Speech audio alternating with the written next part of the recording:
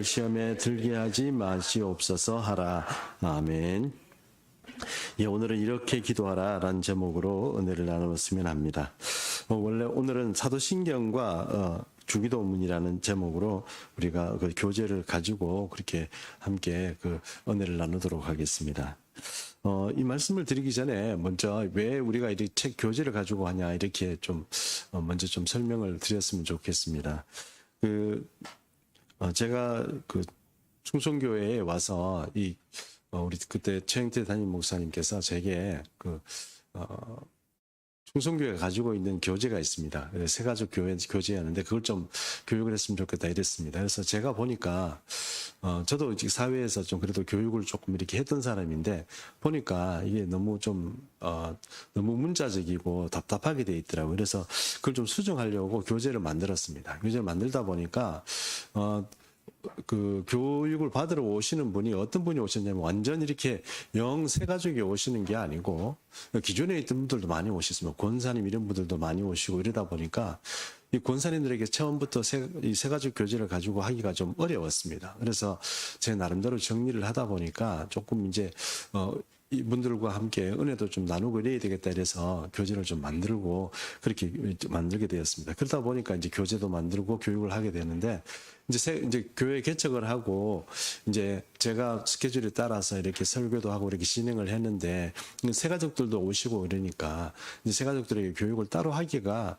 참 이 개척교회는 힘들더라고요. 그리고 오라고 하셔도 오실 수 있는 분이 없으세요. 그래서 안 되겠다 이렇게 주일날 이렇게 제가 했던 이 교재를 가지고 이렇게 지금 진행을 하고 있습니다. 그것도 그러고 보니까 벌써 거의 한 3분의 2가 끝이 나고 이것도 이제 얼마 안 남은 것 같습니다. 이거 끝나면 어떻게 해야 되겠죠?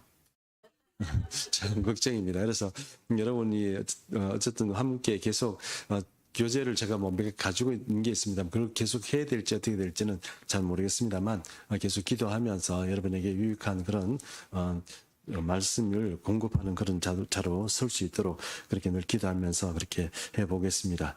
오늘은 이렇게 기도하라는 제목으로 해서 그래서 주기도문과 사도신경이란 어떤 순서가 되었는데요. 오늘은 하필 이렇게 영상이 지금 없습니다. 영상이 없어서 영상을 만들어서 보내줬는데 지금 소실이 되어서 다시 받아야 될 것 같습니다. 근데 이제 없으니까 이제 그 53페이지를 같이 한번 보도록 하겠습니다. 지금 우리는 뒤죽박죽인 세상에서 살고 있습니다. 고난, 슬픔, 질병, 전쟁, 그리고 죽음이 우리 주변을 어슬렁거리고 있습니다.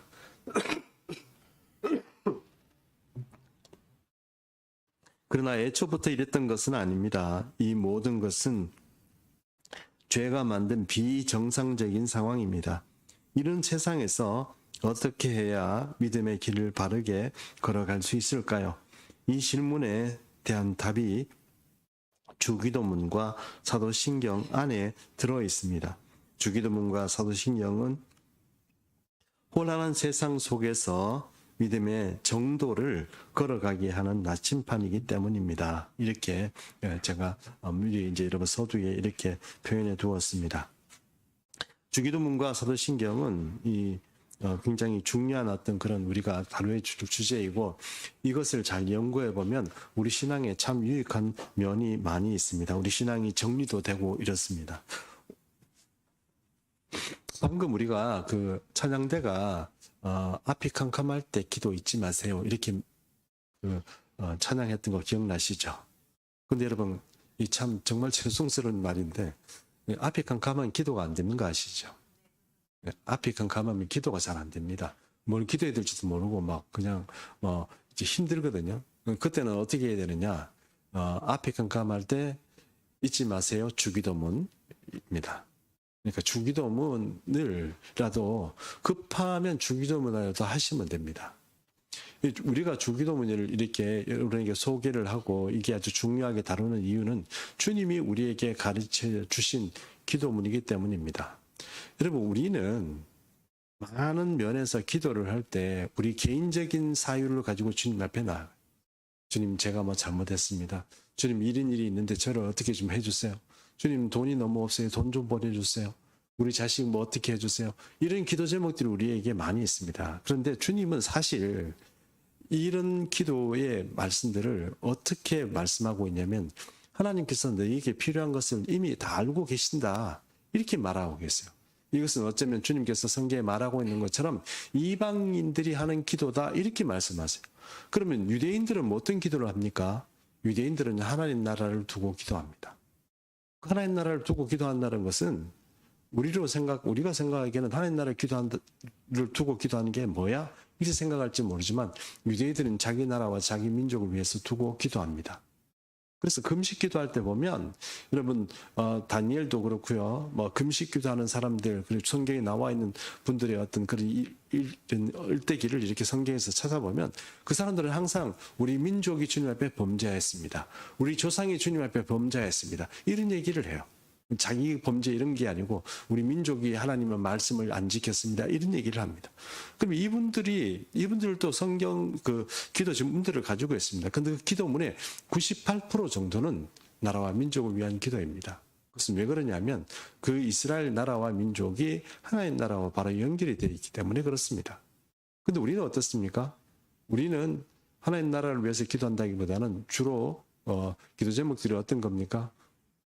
우리 자신을 위한 기도 제목입니다. 이게 이방인과 유대의 사람들의 완전 특별한 차이입니다. 그러면 여러분 보세요. 오늘 제자들이 예수님께 와서 우리에게 기도를 가르쳐 주세요. 이렇게 말한 거 아닙니까? 주기도문이 어디서 나오게 됐습니까? 우리에게 기도를 가르쳐 주십시오 하고 제자가 주님께 찾아가서 요청을 한 겁니다. 그런데 이 요청이 좀 특별합니다. 왜냐하면 유대인들은요. 기도를 너무너무 잘하는 사람들이에요. 카디시라는 기도가 있는데요. 그 기도의 원본은 약간 주기도문하고 비슷합니다. 근데 카디시라는 좀 짧은 기도문인데 이건 일상적으로 그들이 막 기도를 해요. 그리고 이 기도 말고 또 회당이나 아니면은 또 우리가 보면은 보통 성경에 이런 말 나오지 않습니까? 오전 기도, 그 다음에 정오 기도, 저녁 기도 뭐 이런 게 있죠. 유대인들은 하루에 3번 기도합니다. 이런 3번 기도할 때마다 이 사람들이 해야 되는 18개 기도문이 있어요. 그 기도문은 제법 좀 깁니다만 이게 이제 주기도문 정도 되는 그런 보다 약간 더 긴 그런 기도문들이 18개가 있어요. 근데 그 18개 기도문을 가지고 계속 반복을 하는 거예요. 그럼 여러분 이스라엘 백성들 가끔씩 우리가 미디어를 이런 데 통해서 보면 이 성벽 같은 데 가서 그러니까 무너진 성벽이 있지 않습니까? 이스라엘 성벽 마지막 벽이 하나 있지 않습니까? 거기에 가서 사람들이 막 기도하지 않습니까? 무슨 기도를 할까요? 주여 우리 교회를 봉시켜 주십시오. 우리 교우 누구 좀 살려주십시오. 이런 기도 할까요? 그런 기도를 하겠죠. 그런 기도 안 한다는 건 아닙니다. 그러나 주로 이 사람들이 하는 기도는 아까 제가 말씀드린 것처럼 18개의 기도문이 있습니다. 18개의 기도문인데 그걸 세모네 에스레라고 얘기합니다. 18개란 기도문이라는 뜻이거든요. 이 세모네 에스레를 가지고 계속 기도를 하는 거예요.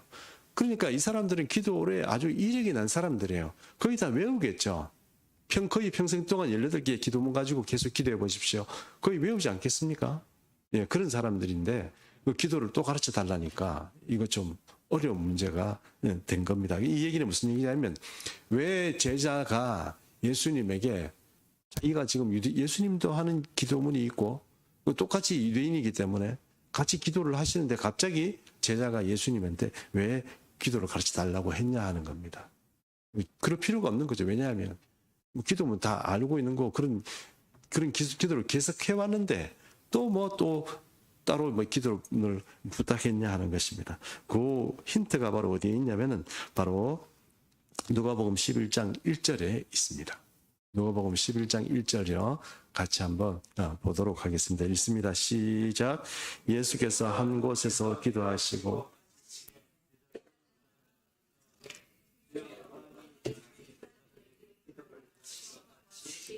우리에게도 가르쳐 주옵소서. 여기 보니 요한이 자기 제자들에게 기도를 가르친 것과 같이라는 말이 나옵니다. 그럼 보십시오. 아까 제가 말한 세모네 에스레라는 게 있고 카디시라는 그 기도문이 있다고 그랬는데 그거 말고 세례 요한은 그러면 자기 제자들에게 기도를 가르치잖아. 특별히 세례 요한이 가르친 기도 제목이 기도의 어떤 그 틀들이 있다는 얘기인가요? 있다는 얘기겠죠. 그런데 여러분 아시는 것처럼 세례 요한의 제자 중에 두 사람이 예수님의 제자로 이 전과를 했습니다. 스승을 옮겨 산 거죠. 그 사람이 누구입니까? 요한과 안드레라는 그 제자였습니다. 이 두 사람은 원래 예수님, 그 세례 요한이 볼 때 예수님을 보고 세례 요한이 이렇게 말했습니다. 보라, 세상 죄를 지고 가는 어린 양이로다. 이렇게 얘기하니까 그 얘기가 바로 이제 사실은 그 세례 요한이 이 두 사람을 보낸 겁니다. 저분이다. 이렇게 된 거죠. 그러니까 이 안드레와 요한이 그 예수님을 찾아가서 밤새도록 얘기를 나누고 아, 이분이 메시아구나. 그리고 나서 이분을 따르기로 하고 제자가 된 것이죠. 그래서 저는 이렇게 생각합니다. 우리 예수 믿는 충성교회가 참 하나님의 특별한 은혜 가운데 저번에도 이런 말씀을 드린 적이 있습니다만 특별한 은혜 가운데 아주 좋은 양질의 우리 교우들이 함께 교회를 개척하게 됐어요. 그렇죠? 예, 굉장히 좋은 겁니다. 왜 그러냐면은 이 교회를 알고 목사를 알고 목회를 조금 아는 분들이 함께 이렇게 개척을 하면 잘 모르는 분들이 있잖아요. 오면 가르치기도 쉽고 교회를 정착시키기도 쉬워요. 근데 그런 분들 있잖아요. 사회생활을 하신 분들, 이런 분들을 새로 이렇게 가르치려고 그러십시오. 얼마나 어려운가 하는 것입니다. 옛날에 제가 그런 말씀드렸죠. 어떤 목사님, 이 대구에서 목회하시는 어떤 목사님이 개척교회를 했더니 대학생들이 그렇게 많이 왔더라는 거예요.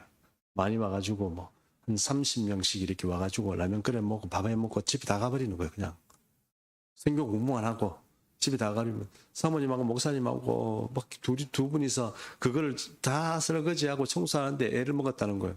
그러면서 사모님도 얼마나 화가 나겠어요. 그죠? 네.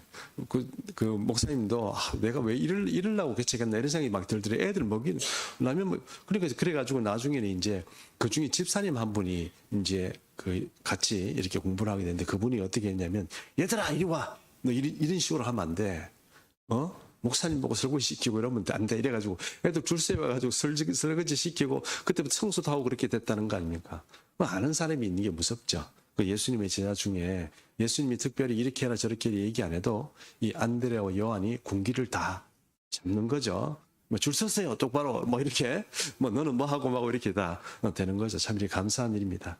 어쨌든 이 사람들이 보니까 뭐가 필요했냐면은 그때 예수님이 그 땅에 오셨을 때 그 시대가 어떤 시대였냐면 여러분 아시는 것처럼 로마 압제하에 있는 시대였어요.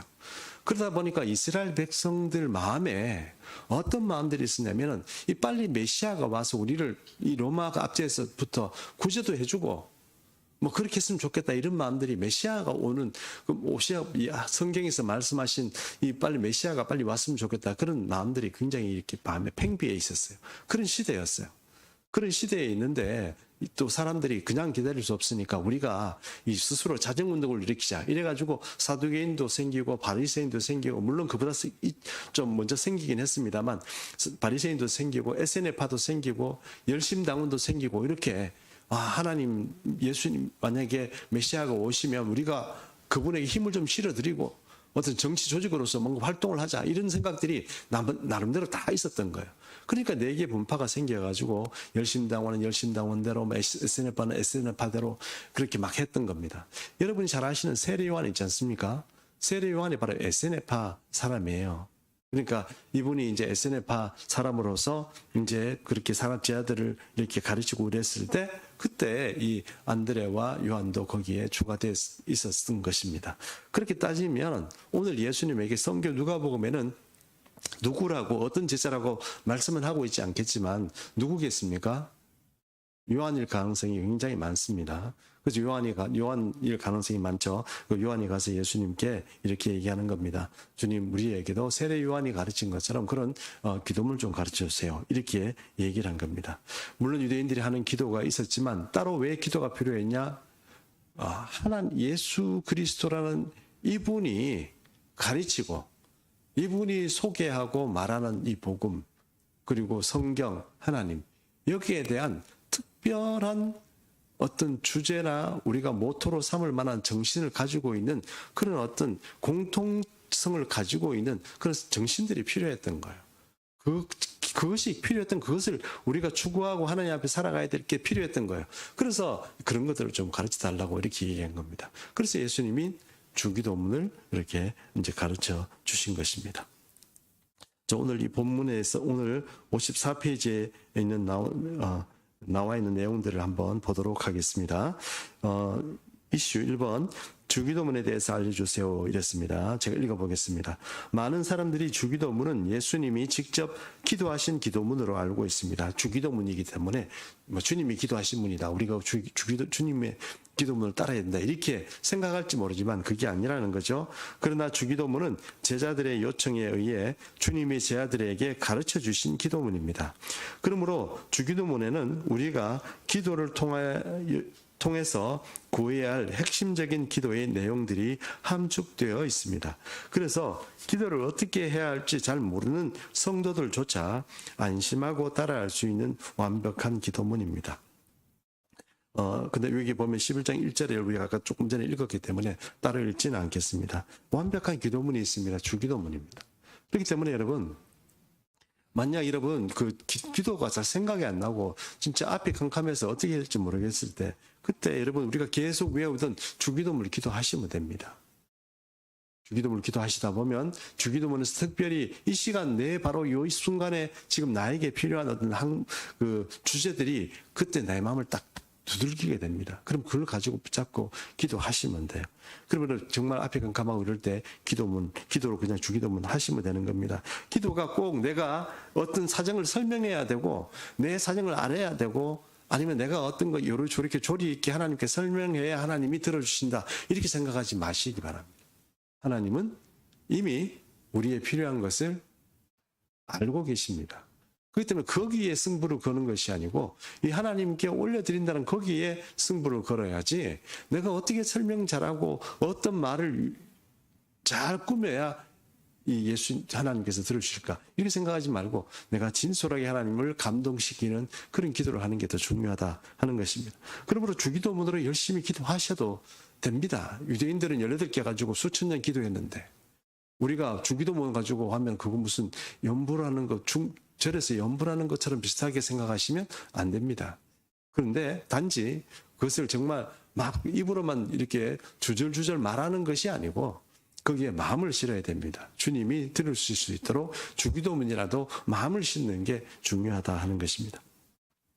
그런데 이런 생각을 해봤습니다. 왜 주기도문을 오늘 현대 그리스도인들이 좀 생각을 해봐야 될까?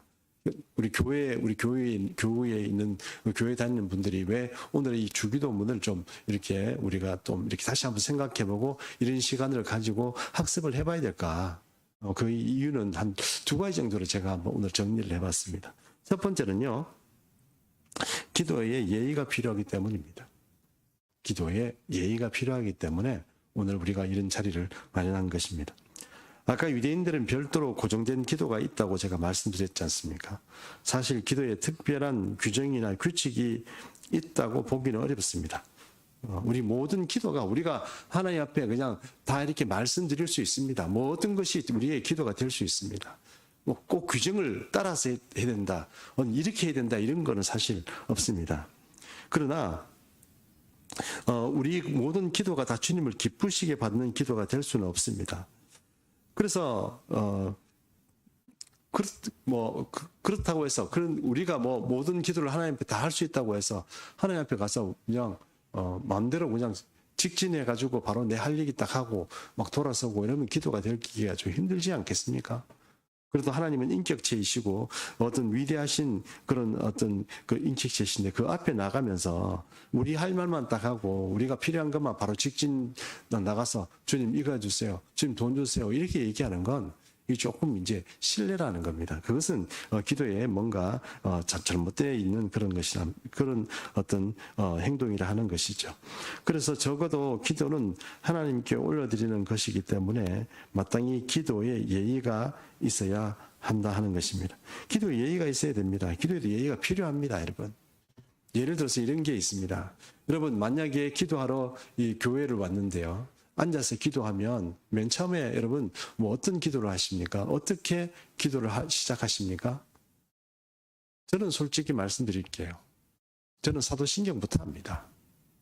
사도신경부터 합니다. 기도를 시작할 때 사도신경부터 합니다. 왜냐하면 하나님 아버지 이렇게 뭔가 좀 서먹한 것 같기도 하고 뭔가 분위기가 안 잡혀가지고 지금 내 자신을 먼저 주님 앞에 먼저 추스려야 되겠다 싶어서 사도신경부터 먼저 해요. 그리고 주기도문을 하기도 합니다. 그렇게 하면 또 기도의 줄도 잡히고 그러기 때문에 그렇게 한다는 것입니다. 제가 드리고 싶은 말씀은 우리가 무엇이든 주님께 아뢰를 수 있지만 그렇다고 해서 내 마음대로 내가 앞뒤도 없이 무조건 직진해서 주님 이거 해주세요 저렇게 해주세요 이렇게 하는 건 조금 곤란하지 않겠냐는 겁니다. 뭔가 이 하나님을 만나는데 예의가 필요하지 않겠냐 하는 그 말씀을 드리는 것입니다. 그렇다고 해서 무슨 절차나 어떤 과정을 제가 강요하는 것이 아니고 그럼에도 불구하고 우리가 하나님 앞에서 기도에 예의는 있어야 되겠다 하는 것을 이 주기도문을 통해서 말씀드리고자 하는 것입니다.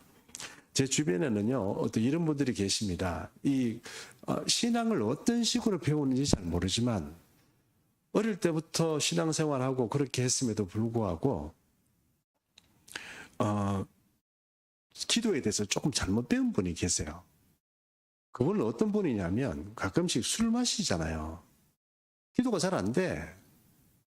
기도가 잘 안 돼가지고, 주님 앞에 가는 것도 좀 어렵고 이러다가, 용기를 내서 술을 마시고 교회를 가는 거예요.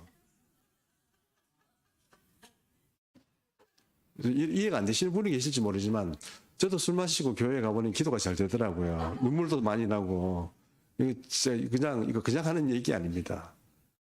기도를 배웠는데 기도를 잘 할지는 모르고 힘든 거야. 근데 술을 마시니까 뭐도 모르게 슬프고 인생이 막 돌아보니까 내가 나쁜 놈 같고 그러니까 교회 가서 기도하니까 얼마나 기도가 잘 돼요.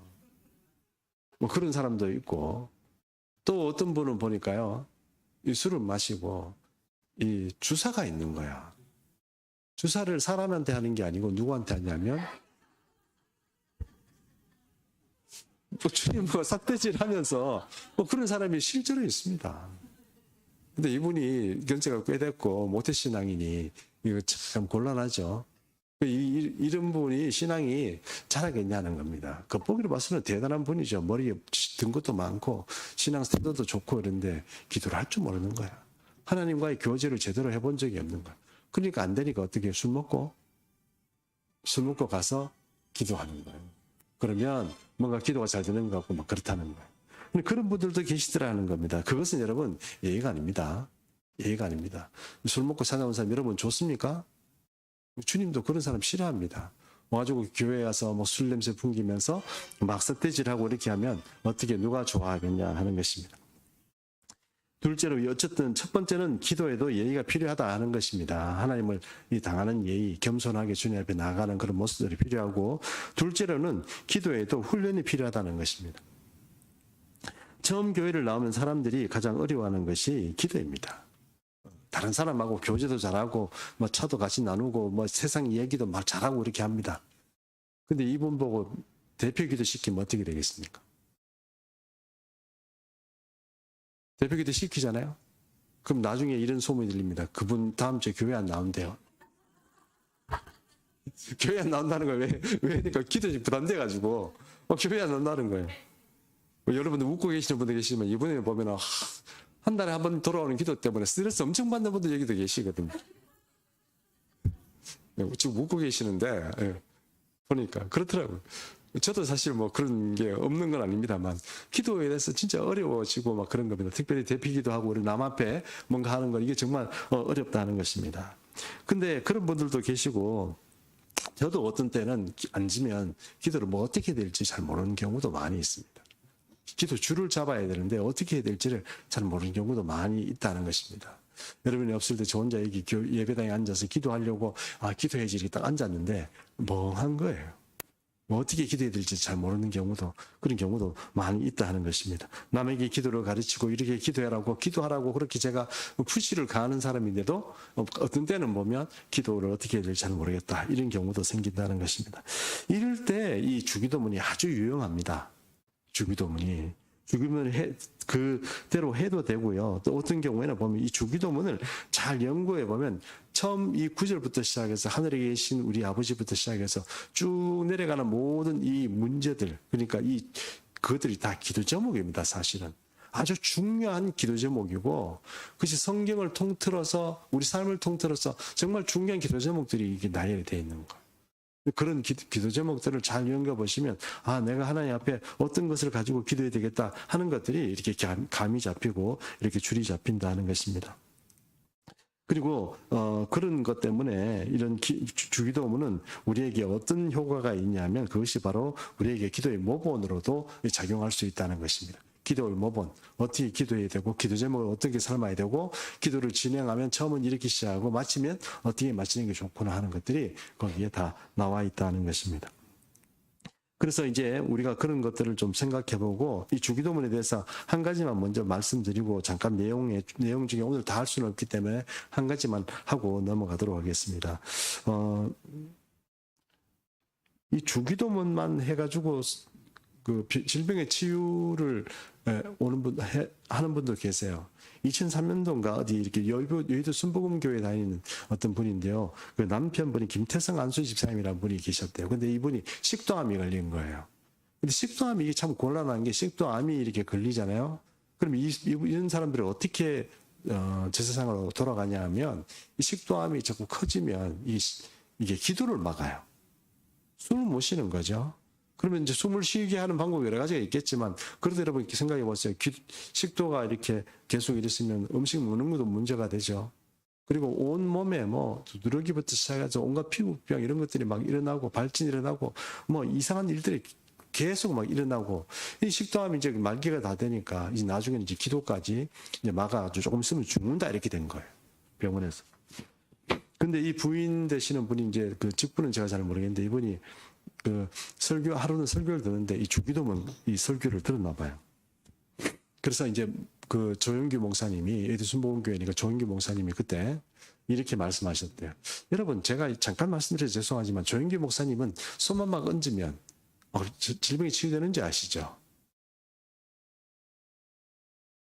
그런 경우도 있지만 사실 중병은 누가 고치냐면 자기가 고치는 거예요. 자기 믿음으로 오시는 거예요. 그게 없으면 여러분 아무리 뛰어난 사역자가 손 얹고 이렇게 해도 해봐라 되나 이런 식으로 하면 절대 치유가 안 일어납니다. 그러므로 여러분 저도 그렇고 여러분도 그렇고 저도 이렇게 생각합니다. 주님 저도 좀 이렇게 손만 얹고 딱 얹고 나라 이러면 암이 막 녹아내리고 막 그렇게 했으면 좋겠는데 이렇게 주님 앞에 가끔씩 기도하거든요. 근데 여러분 그렇게 하면 제 믿음은 클지 모르지만 그건 믿음하고 사실 어떤 면에서 상관없어요. 그건 하나님께서 하시는 거니까. 근데 여러분 믿음이 안 자랍니다. 믿음이 안 자라면 어떤 문제가 생기냐면 마귀하고 싸워서 이길 힘이 없어져요. 말씀을 가지고 묵상하면서 그 말씀 가지고 내가 믿고 뭐 하다못해 감기부터 시작해서 여러 가지 문제를 가지고 내가 기도하면서 싸워서 그것을 극복하고 이기고 이렇게 해야 이 믿음이 발달이 돼요. 근데 이건 안 쓰고 목사님한테 안수 받으면 끝난다 이러면 누가 기도하겠습니까? 지금 와서 안수만 받지. 저도 저부터도 그렇게 하겠습니다. 안수 되면은 저 다 그렇게 하지 기도 말하겠습니까? 똑같습니다. 여러분 하여튼 조인기 목사님이 그렇게 얘기를 하시는데 주기도문 말씀을 하셨나 봐요. 그러니까 그 부인이 그걸 듣고 아 좋다 내가 주기도문 하루에 한번 해보자 이러니까 3,000번을 하더래요. 하루에 해보니까 금식하고 하루 종일 주기도문을 하니까 3,000번을 하더래요. 3,000번을 해가지고 이제 어느 날 이제 그 전신 뭐 이렇게 찍는 게 있대요. 거기서 딱 찍었더니 오히려 조금 있으면 죽습니다 이랬대요. 안 되겠다 이러고 또 했대요. 3,000번 하고 또 3,000번 하고 막 이렇게 해가지고 결국은 어떻게 됐을까요? 완치가 됐다는 거죠. 깨끗하게. 이렇게 뭐 치료하고 이런 게 아니고 완치가 됐다는 거예요. 별로 놀랍지도 않는가 본데. 그래서 제가 다시 말씀드리지만 우리가 기도를 하는데 우리가 우리의 사정을 충분히 시편에 나와 있는 것처럼 우리의 사정을 주님 앞에 토로하고 우리가 어떤 신혼의 문제 어떤 모든 문제들을 주님 너무 억울해요 이런 문제 주님 앞에 충분히 말씀드리기 참 좋지요. 그러나 여러분 우리 인생 맨날 내가 맨날 두들겨 맞고 이런 건 아니잖아요. 근데 그럼에도 불구하고 우리 신앙은 계속 자라야 되거든요. 어떻게 자랄까요? 주기도문 같은 것을 계속 해 가셔야 된다는 거예요. 주기도문 자체도 능력이 있지만 주기도문이 가지고 있는 그 내용들을 잘 파악해보고 그것들을 기도하는 게 참 중요하다는 것입니다. 자, 그렇게 계속 진행하겠습니다. 주기도문 내용에서 하늘에 계신 우리 아버지 기도의 대상입니다. 이것은 기도의 대상에 관한 말씀입니다. 즉 기도는 허공에 연기처럼 뿌리는 것이 아니라 도착해야 할 종착지가 있습니다. 우리의 기도는 하늘 아버지가 받으십니다. 이렇게 제가 적어놨습니다. 패트릭 밀러라는 성경학자가 있습니다. 이 사람은 이 주기도문 서문에 나오는 하늘에 계신 우리 아버지 요거를 뭐라고 얘기했냐면 뭐 이렇게 얘기했습니다. 기도의 황금문이다. 이렇게 얘기했어요. 기도의 황금문이다. 밀러라는 이 신학자가, 패트릭 밀러라는 성경 신학자인데요. 이 사람이 기도의 황금문이다. 이렇게 얘기했어요. 황금문인데 이 황금문을 지나야 돼요? 안 지나야 돼요? 지나야 됩니다. 여러분 생각해 보십시오. 우리가 인생을 살다가 우리뿐만 아니고 세상에 살다가 막 정말 어려워가지고 막 지금 죽을 지경이야. 죽을 지경이 됐을 때 누구든지 내 목소리 듣고 좀 살려주세요 이러면 아무나 막 와서 아무 신이나 부처님 뭐 알라가 막 와서 막 도와줍니까? 주님이 도와주세요. 그럼 왜 죽어요? 근데 여러분 차이가 있는 경우가 있습니다. 저도 그런 감정을 많이 들었고요. 어떤 경우냐 하면 어릴 때 교회를 갔어. 그럼 맨날 뭐 과자도 먹고 같이 찬양도 부르고 막 이렇게 어릴 때 그렇게 했어. 근데 줄기차게 교회에서 하는 얘기 뭡니까? 하나님은 살아있다는 거예요. 내가 기도하면 들어주신다는 그런 얘기를 계속 들었어. 근데 살다가 보니까 뭐 교회에는 그냥 뭐 그런 걸 뭐 애들이 다 고지고대로 듣나요? 밖에 나와서 지 맘대로 살죠.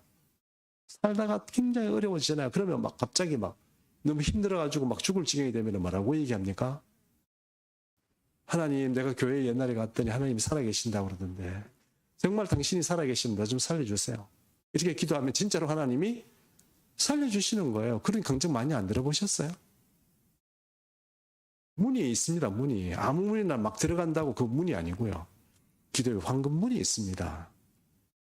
그러니까 패트릭 밀러가 말한 것처럼 하늘에 계신 우리 아버지라는 요 문 안으로 들어가야 기도가 응답되는 것이지. 막 기도한다고 해서 뭐 불상 앞에 가서 아무 데나 기도한다고 해서 그게 기도가 응답이 되느냐 그런 건 아니라는 거예요. 물론 귀신이 악한 영들이 역사해 줄 수도 있겠지만 그럼에도 불구하고 우리가 말하는 것처럼 살아계신 하나님의 역사를 보라면 바로 이 기도의 황금문을 통과해야 바로 기도의 응답이 된다는 것입니다. 또 하늘에 계시다고 그랬습니다. 이것은 하나님의 초월성을 말합니다. 여러분 보십시오. 예수님께서 이 제자들에게 말씀하셨던 이 하나님에 대해서 얘기할 때 유대인들 빼고 다른 헬라 사람들이나 로마 사람들은요. 여러분 아시잖아요. 헬라의 신들이 있고 로마의 신들이 있어요. 이 신들은 참 웃기는 신들이에요. 제우스 같은 경우는 여러분 아시죠? 바람 피워가지고 삼손도 낳고 또 천둥의 신 뭡니까? 토로도 낳고 뭐 별 이상한 짓 많이 하잖아요. 자기들하고 살고 성질나면 성질 부리고 또 뭐 남의 여부녀도 뺏어가지고 간음도 하고 이상한 이 신들이 그 땅에 그들이 가지고 있는 신관이었어요. 자기들하고 같이 땅에 사는 그런 신이었어요. 그래서 사도 바울의 말처럼 거대한 그런 페라타는 같은 신전을 지어주고 이러면 신들이 기뻐하고 저거 지어주면 이제 우리는 이제 무사하다 이런 생각을 하는 사람들이었어요. 그런 시기에 이 땅에 있는 신이 아니고 하늘에 계신 우리 하나님이란 이 존재는 완전히 초월적인 존재예요. 그런 존재에 대해서 우리가 하나님 예수님은 바로 이 우리가 부르는 이 하나님은 이 땅에서 신 정도가 아닌 그런 하늘에 계신 어떤 초월한 전지전능한 하나님이다 하는 것을 말하고 있는 것이고 또 좀 그 뒤편에 있는 말씀을 한번 보겠습니다. 시편 오늘 104편 24절 25절 말씀을 한번 제가 읽어볼 텐데요. 거기는 오늘 우리가 오늘 교동문 읽었지 않습니까? 교동문에 나오는 이야기입니다. 제가 한번 읽어보겠습니다. 여호와여 주께서 하신 일이 어찌 그리 많은지요. 주께서 지혜로 그들을 다 지으셨으니 주께서 지으신 것들이 땅에 가득하나이다. 거기에는 크고 넓은 바다가 있고 그 속에는 생물 곧 크고 작은 동물들이 무수하나이다. 이렇게 나와 있습니다. 여러분 혹시 문어하고 이 또 쭈꾸미하고 이렇게 구분할 줄 아세요? 문새끼하고 쭈꾸미하고? 그건 모르시죠? 저도 못해요. 제가 하고 싶은 얘기 이런 겁니다. 그 비슷한 애들이 엄청 많아요. 그리고 우리나라에만 있습니까? 동네 틀리고 서해 틀리고 저 좀 깊은 데 가면 틀리고 같은 문헌데도 색깔 틀리고 이거 틀리고 저거 틀리고 너무너무 많아요. 하나님이 하신 일이 너무너무 많아요. 근데 그 애들이 다 먹고 살아요. 오늘 비 오죠? 저는 걱정이 이런 게 있어요. 아이고, 이렇게 비가 오면 이 새들이 뭐 먹고 사나?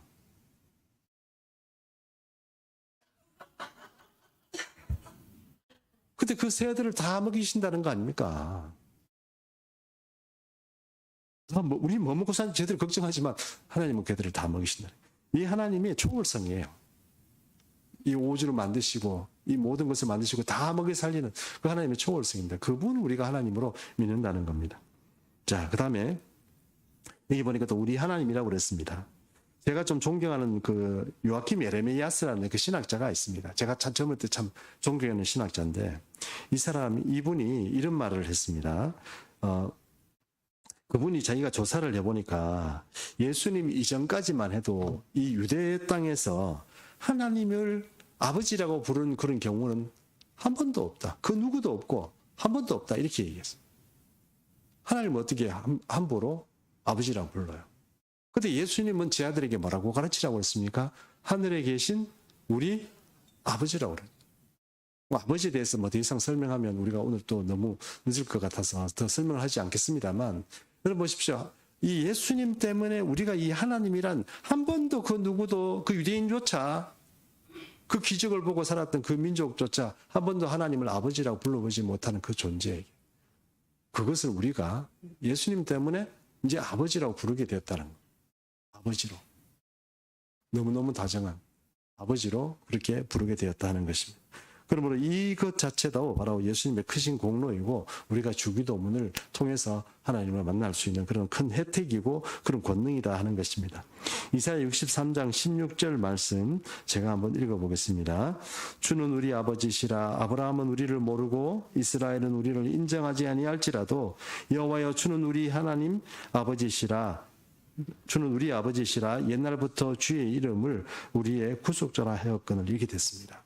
이사야가 하나님을 아버지라고 그랬어요. 예레미야는 예수님 전에 아무도 아버지라고 부른 적이 없는데 왜 그러냐 이렇게 얘기할지 모르지만 이 말씀을 잘 보십시오. 여기서 아브라함도 쟤는 내 새끼 아니야. 쟤는 내 후손 아니야. 여기 이스라엘은 또 누구입니까? 야곱이죠, 야곱. 쟤는 내 후손이 아니야. 쟤는 호적에서 파야 돼.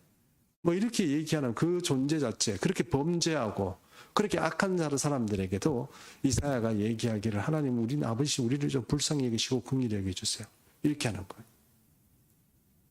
예수 그리스도께서 우리에 계신 하늘에 계신 우리 아버지 거기에는 그 이 세상에 지금까지 그 누구도 불러본 적이 없는 하나님을 아버지라고 불러보는 그 속에서 하나님의 인애와 자비와 긍휼하심을 이 담아내는 그런 호칭으로 우리가 부를 수 있는 그런 존재로서 여길 수 있는 그런 호칭이 바로 우리에게 주어졌다 하는 것입니다. 그러므로 여러분 주기도문을 통해서 우리가 기도를 배워야 되고 이 주님이 우리에게 이런 길을 열어주셨다 하는 것을 우리가 잘 이해할 필요가 있는 것입니다.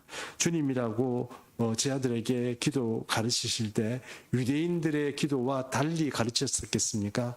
그런 적이 없습니다. 그런데 요 기도부터 시작해서 우리는 주님을 따라서 하나님을 하나님 아버지라고 부르게 된 것입니다. 제 아들에게 그렇게 가르치신 것이 아니고 주기도문을 통해서 그때부터 모든 예수 그리스도의 제 아들은 하나님을 하나님 우리 아버지라고 그렇게 부르게 되었다 하는 것입니다. 여러분 온 천지를 만드신 이 전능하신 초월하신 하나님을 우리 아버지로 모실 수 있는 그런 귀한 은혜를 우리가 얻었습니다. 그러므로 주기도문은 그것이 그 시초임을 말하는 것이고, 그러므로 오늘 우리가 살아갈 때 기도에 대해서 우리가 생각해 본다면 우리가 이런 권능과 은혜를 누리는 그런 사람으로서 기도에 반드시 나아갈 때 이런 것들을 기억하고 주님을 신뢰하고 믿음으로 늘 기도로 승리하는 그런 예수 믿는 충성교회 모든 성도님 되시기를 축복합니다. 이제 다 일어나셔서 우리 주기도문 찬양 한번 하도록 하겠습니다.